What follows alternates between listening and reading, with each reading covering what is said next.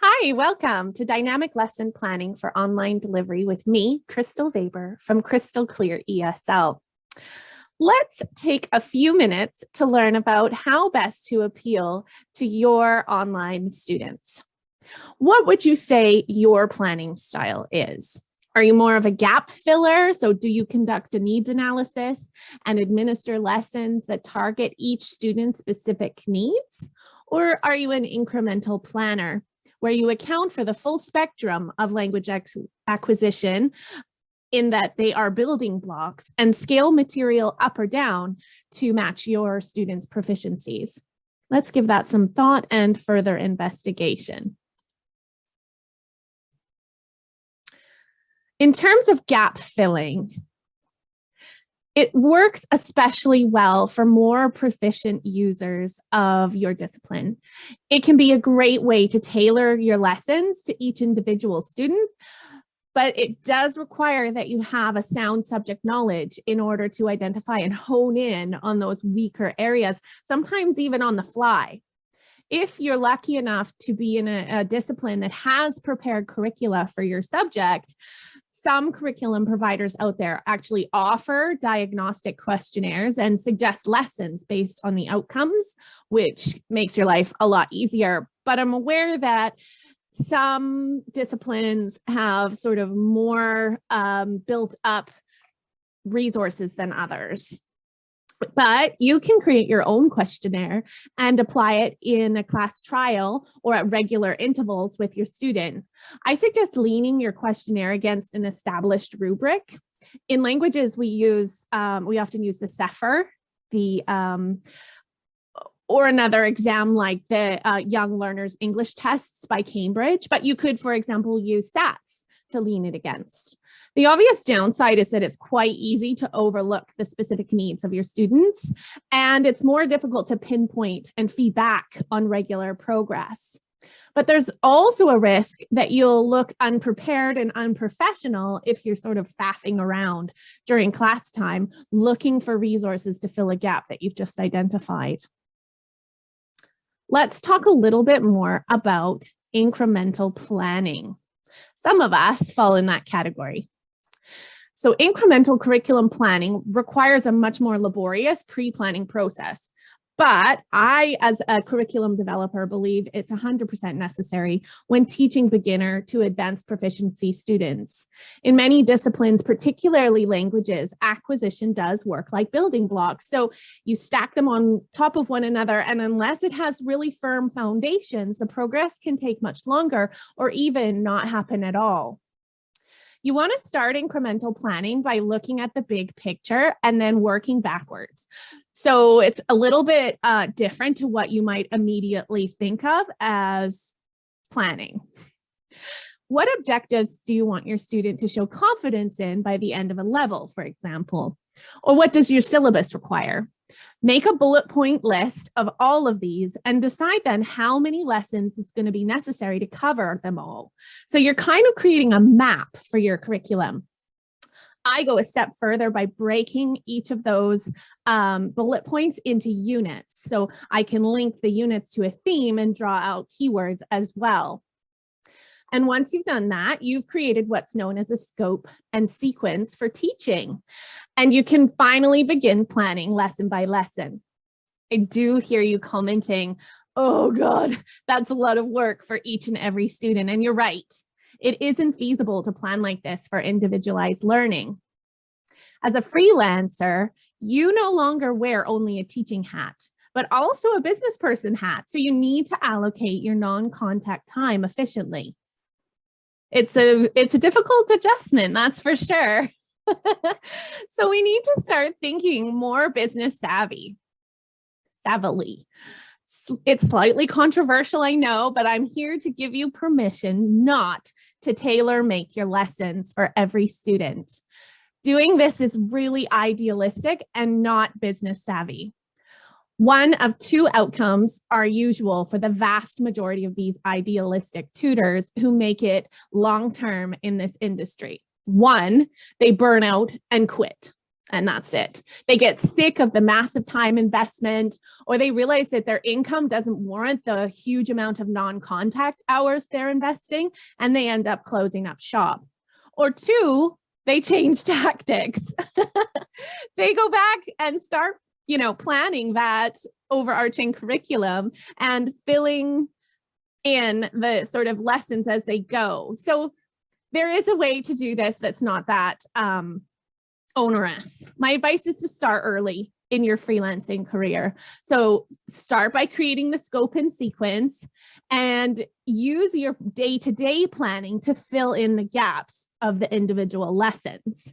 You can then be flexible on how you use lessons. You can draw out standalone lessons from anywhere in your sequence to fill gaps for more advanced students, or you can run through the whole sequence for beginners.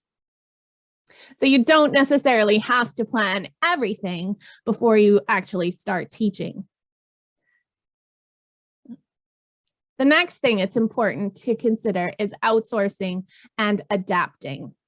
While matching your style and your students' needs may not always mesh perfectly, it's okay to outsource your material. My company, Crystal Clear ESL, provides English language teachers with a framework to lean on, but many of my clients range from those who rely on it wholly and solely to those who adapt, supplement, and skip portions as they choose. Sites like Teachers Pay Teachers or Twinkle get a lot of flack for offering standardized material, but look at these as offering ideas. One of the best tools in your box as a trained teacher is adapting content. Just as a side note, always follow commercial copyright licensing. With a little training and experience, you'll find that it's not that difficult to anticipate and differentiate a prepared or outsourced curriculum in order to personalize it to the needs of your student. After a few lessons together, you have a feeling for your students' proficiency, their learning style, their pace, and their personality, so you can use this knowledge to tailor an existing lesson. You'll need to anticipate which aspects of your curriculum will challenge them and allow extra time to reinforce the objectives, or where they're going to zip through the material and require you to have extension material on hand. So formal teaching qualifications always call for 3 versions of every lesson: a mainstream, an accessible, and a challenge lesson. With experience, you may not need to formally plan or write these down, but rather to have the ideas for each of the 3 in mind before starting your lesson so that you can scale up or down as necessary. I want to just show you an example of how you can do that. Take a look at this slide. This is from a Crystal Clear ESL Level 5 General Curriculum lesson. And you can tell it's a speaking activity. All the lesson content in my curriculum is mainstream, but there are often hints and tips and ideas to either scale it down or up. So I'm going to try to get some comments and participation from you. Please comment or email me back and let me know what you would do with this slide. If you wanted to make this slide more accessible, some of my ideas are to provide sentence starters. For example, recently my family and I, or after we did, we, yada, yada. You can also define and explicate any key terms. So in this case, your student might not be comfortable with the term get together. And so you can start this slide by just examining what that phrasal verb means. If you're trying to make a lesson like this more accessible, why not ask closed rather than open-ended questions? For example, did you go to the farm with your mom and dad? They can answer yes or no, and then depending on their proficiency can elaborate, but you're giving them that confidence that they've understood your yes or no question. Why not provide keywords and ask the student to sort of sort them to make a sentence? For example, farm, yesterday, rain, and to see. You can even use the annotative features on your virtual classroom platform to type these out and encourage the student to type out their response.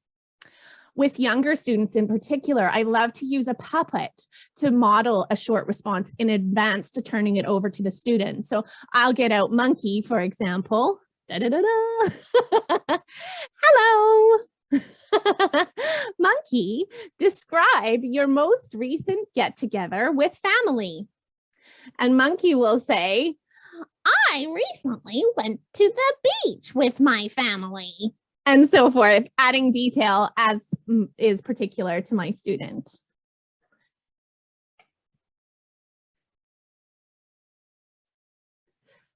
A final suggestion for making this activity more accessible to lower proficiency students is to use images that are out of sequence to prompt the student to sequence and describe a simple family get-together scenario.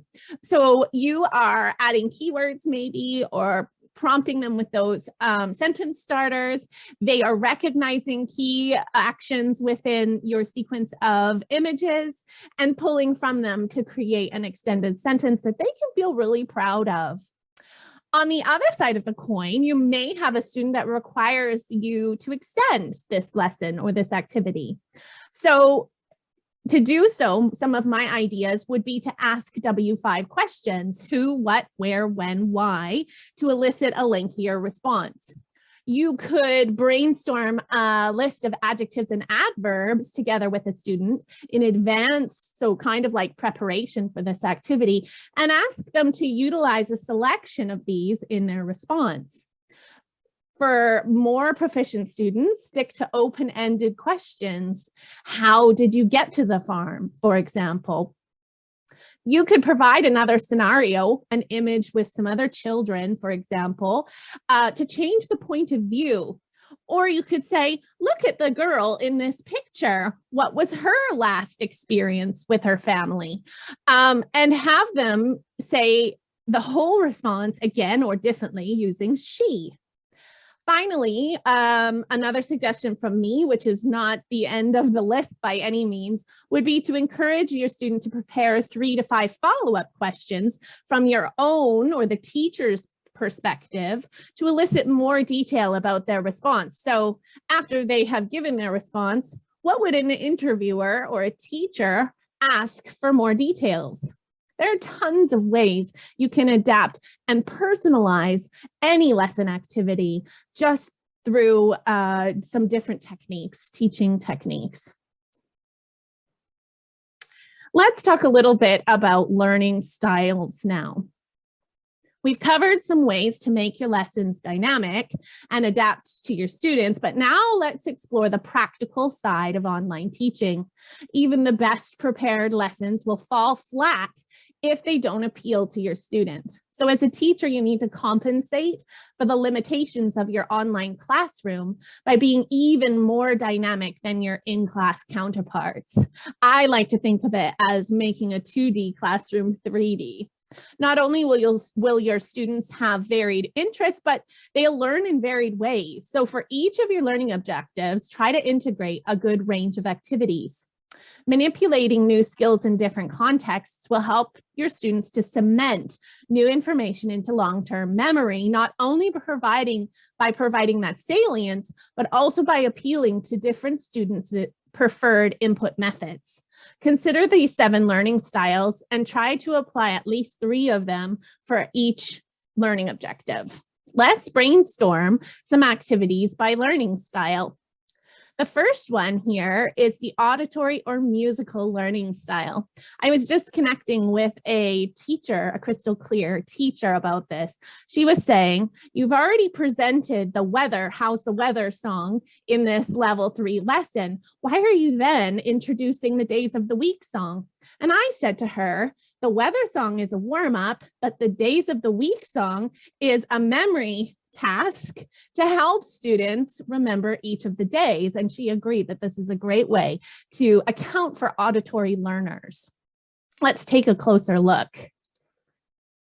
Level 1, or phonics, crystal clear phonics, is the best place to start thinking about appealing to the auditory nature of learners. And keep in mind that no learner comprises just one sole learning style. We'll all have several that we draw upon to different sort of proportions. So this is a fun slide because you get access to a pre-prepared YouTube video of the ABC song. And then a couple of slides later, you've also got a song that integrates the sound for the letter A.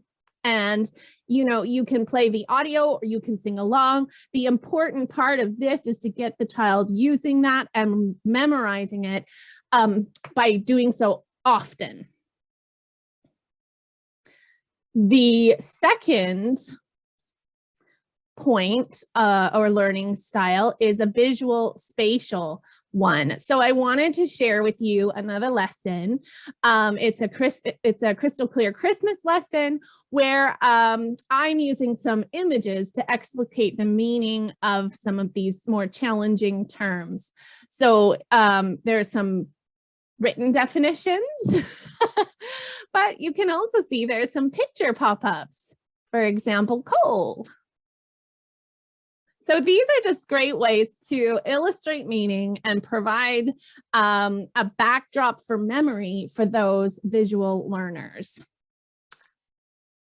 Next, we have a verbal learning style. So my suggestion for verbal is, for example, to role play, but maybe you can flip it around. So you are getting the student to teach you a concept in role as teacher.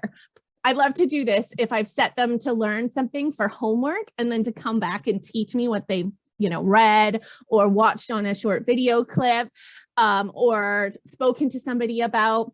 And students generally love being able to teach the teacher something. Next, you can consider a logical or mathematical style. This is a great way to accomplish this is to provide an answer and have them work out the question. I think this is an obvious technique in maths lessons, but it can still work like across a range of disciplines. For example, in English, provide a keyword definition and have them work out the keyword. An example of a physical or kinesthetic learning activity would be like my level 1 Halloween lesson, where they get to interact and move around a game board to really work on some phonetics. So they're working on the long I, for example, in smile. And it's just a really fun way to build engagement and get them practicing those key skills.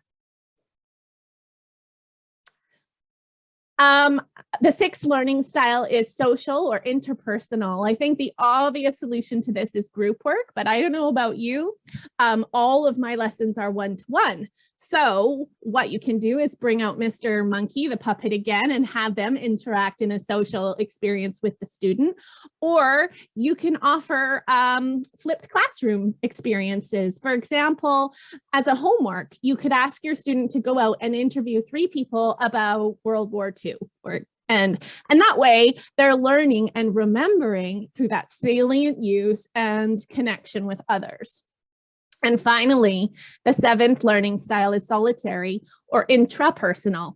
I love to use the flipped classroom for this as well. You know, some independent study that they can again feed back in class with you. For example, research 5 points on the internet about environmental ethics. It's a great way for them to dive in and sort of make as much or as little of an assignment as what they feel comfortable with. Okay, let's get back to the slides. The next thing I wanted to talk about is professional development. As teaching professionals, we're expected to be experts in our fields, but we're trained teachers.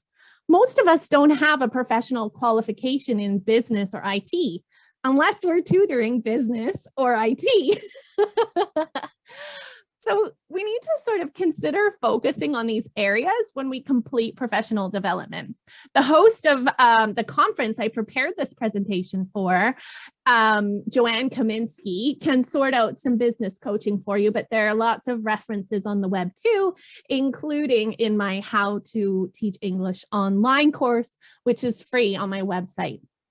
But can you learn, practice, and integrate the use of new platforms, features, and apps to diversify your approach and enhance your learning environment? Yes. Even self-studying some of these is a great alternative. Most digital apps will offer tutorials within their web portal. And even if the developer doesn't, the chances that you find a YouTube tutorial are very high. YouTube is fantastic for this. Here are some great digital teaching integrations you can consider. Today, I'm using one called ManyCam, which is how I've put my background and logo on my video screen. And it's a great way to overlay graphics and GIFs onto your stream. I also use ManyCam with my own students to give them digital rewards. So it's very easy to use. The basic free version actually does have a lot of things that it can do, as long as you're okay with their logo being there. You can also use programs like ManyCam or CamTwist or ObStudio to apply masks. So, you know, you could become a superhero, for example, to add a little bit of humor or to explicate an idea for your students. They can be used to add themed digital backgrounds. So a really easy way to change up your background seasonally or for holidays. And they can be used as a secondary source to draw on or add text without leaving your presentation slide. So very easy. You can create your own interactive lessons using Google Slides. And I also love to see lessons created with Google Slides that act as virtual escape rooms. I found a great tutorial on this from www.bespokeclassroom.com. So go have a look for that. You can enchant your PowerPoints with fun transitions and animations with canva.com. In fact, I've used Canva today to create this presentation. Again, Canva gives away the farm on their free version. It's an excellent resource for teachers or just like any digital print. There are so many games that you can rely on for your digital lessons. So you could toggle in, as in have another tab open with a game to supplement any resource you choose. So Kahoot is a great one, especially if you have a group lesson, because it's a multiplayer interactive, sort of like a pub quiz game. Goose Chase Edu is great for creating your own scavenger hunts. So the students look around for different things that could link to keywords or a sequence that they have to remember. You can use something as simple as Zoom polls. Zoom actually integrates with a lot of apps and features. So these are also great in group settings where you can just quickly input a poll and have automatic response from your students, like a guessing game, for example. There are tons of quiz apps out there, such as Bamboozle, Quizlet, Quizzes, and also you can create your own crosswords for free at crosswordlabs.com. Remember, targeting varied learning styles through games and interaction isn't just for kids. While their attention spans may be lengthier, adults learn through salient manipulation and engagement too. So, my last and probably most important point is this: you bring the sparkle. In addition to differentiating and varying your lessons, the most important factor in your successful lesson planning is you. Every teacher on the planet can explain that supercalifragilisticexpialidocious has 14 syllables, but only I would use that example. And if a student is lucky, I'll even sing it. It's our relationship with students and our own personalities that make our classes one in a million and that ensure that we offer a saleable service. Whether you plan an incremental curriculum, you subscribe to something that's pre-made, or you astutely fill gaps in knowledge, or you exhaust every online game out there, just remember, you bring the sparkle. Thanks for joining me today for this presentation about dynamic lesson planning for online delivery. I would love to see your questions and have a chance to respond to them. Please feel free to comment in the feed here. And I do get notifications, so I'll pop back in. Don't forget to like and subscribe to my channel and to come and visit on my website. Here are all the places you can reach me for contact and support. I run 2 Facebook groups, ESL, EAL Freelance Masterclass for online tutoring business tips, and Crystal Clear ESL Teachers Community, which is geared toward people interested in or already teaching the Crystal Clear curricula and looking for tips, wanting to know updates about the production schedule firsthand and everything like that. The resources section on my website is a great place to stop in. That can be found at esl-curriculum.com. I also publish a monthly newsletter. It's digital and I do not spam anyone. So if you want to pop your name into the newsletter bar at the bottom of any page on my site, you will receive that information too. And finally, I'm open to emails specific to using my website at info@esl-curriculum.com. Thank you so much for joining me today. It was a pleasure to run through my top tips for dynamic lesson planning, and we'll see you again soon. Thanks. Bye.